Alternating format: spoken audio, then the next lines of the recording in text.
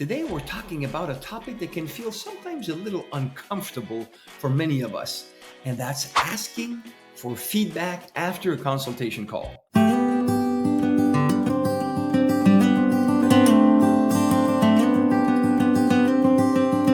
Hello, everyone, and welcome back. Francois from howtobecomemore.com. Today, we're talking about a topic that can feel sometimes a little uncomfortable for many of us, and that's asking for feedback after a consultation call.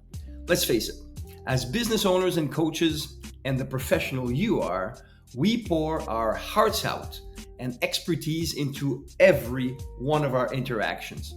If you're not, you should. We should also always strive to over-deliver outstanding service and value. But how do we know if it's landing the way that we want it to? Well, that's where feedback comes in handy. Yep. It's that moment where you open yourself up to all kinds of comments and critiques and actually be vulnerable and, in effect, experience real growth. So stick around, because I promise by the end of the video, you'll be ready and willing to ask for feedback like a pro, minus the awkwardness. All right. As you all know, I'm a sales coach and communication expert, but guess what?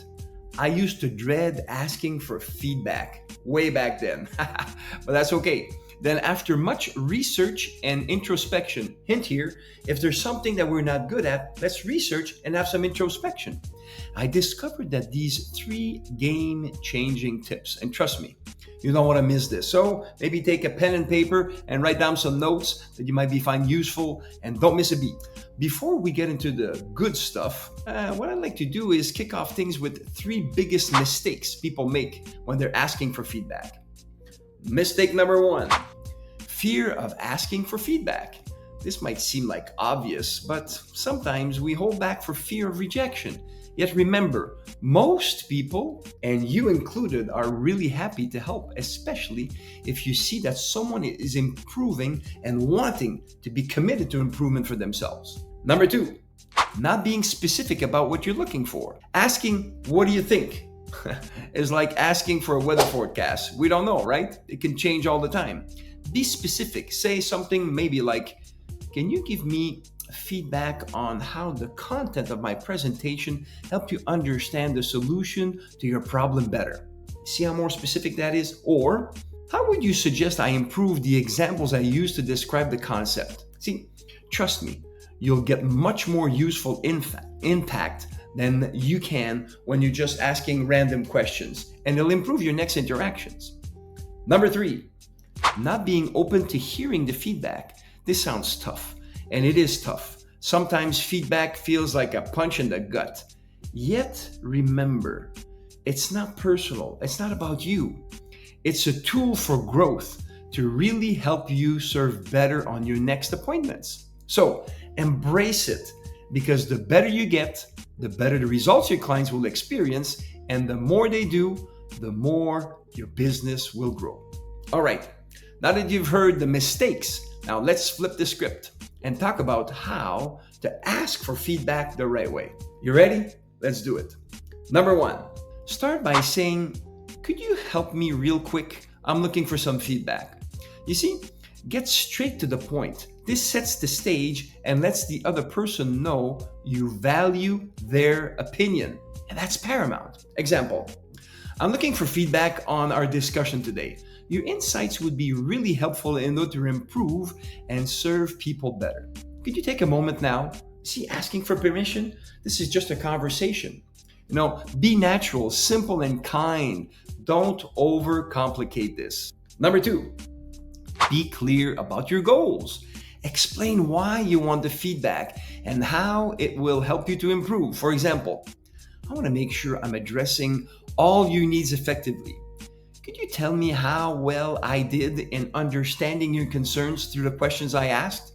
See how simple this is? Very straightforward, from the heart, your heart to theirs, and people want to help. Number 3, be specific about what you're doing well. Don't focus just on the negative. Ask it what went well too. See, for example, what part of a conversation did you find most useful? Or what did you like best about our discussion so far today? There you have it. I choose to talk about this topic because I personally got a lot of benefits from asking feedback from my clients. It really works in finding out what your ideal person is looking for, not what you think they want. And that is a game changer, trust me. So here are some of the benefits that feedbacks can help you uncover. Maybe level up your performance, identifying areas to strengthen and refine your approach for better tailored results. Another one, become a better coach. Build trust with your clients by showing you value their insights. Think about it. We all like it when someone values our opinion. So ask for it and make them feel good. They'll love you for it. But what about negative feedback? Well, I suggest you do not take them personally. It's not about you, it's about the presentation. So it's outside of you. It's not about you.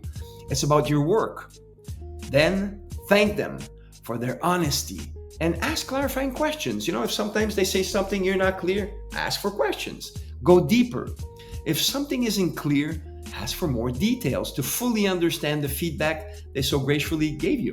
So that also shows that you care what they told you, and it will increase the respect they have for you, as well as increase the trust factor. Don't forget to subscribe to my channel, How to Become More, for more insightful business videos like this. So, what now, you ask? Well, here are some action steps for you. Take action on the feedback they actually give you. Implement the suggestions that were given to you. For example, if you receive feedback about being too rushed, plan to slow down and ensure clarity on your next call. Track your progress. Keep a record of the feedback and note the changes that you've made, because these changes are very important. You'll see what you thought was working and what feedback they've given you. And that gap is the one that you need to actually bridge in order to communicate better. And finally, celebrate your successes. Acknowledge on the improvement and celebrate your wins. You see, this keeps you motivated and makes you a better person that people want to do business with because they feel heard and respected. Asking for feedback doesn't have to be awkward. By being specific, open, and proactive, you can actually turn feedback into a powerful tool for growth for you and for your clients. If you found these tips helpful, give this video a thumbs up and share it with your network. And don't forget to subscribe for more valuable insights of videos like this each and every week. Thanks for watching, and until next time, keep growing and leading with confidence. This is Francois from howtobecomemore.com and wishing you a wonderful day. Have a good one.